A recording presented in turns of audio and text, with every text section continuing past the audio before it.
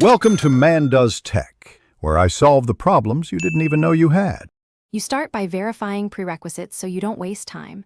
First, update Easypaisa and your phone OS to the latest releases, because outdated builds often mismatch server tokens. Once done, test network by toggling Wi-Fi and mobile data and run a quick speed check. Slow connections can trigger timeouts.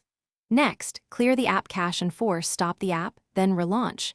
This resets stale session data. Make sure to note any error code or timestamp. You'll use that in the next steps. You now focus on session recovery and token synchronization so the app can complete handshakes without timing out. First, log out completely and remove saved sessions, then sign back in using your registered number and two-factor verification.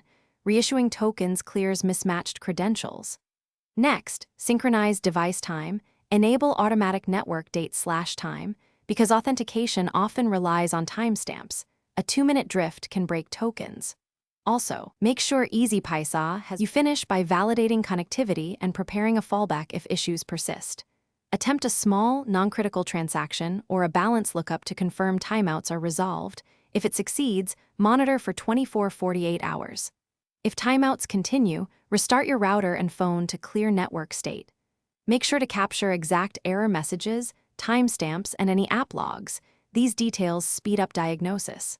Finally, contact Easypaisa support with the error code, device model, OS version, and network type, so engineers can trace and remediate the timeout.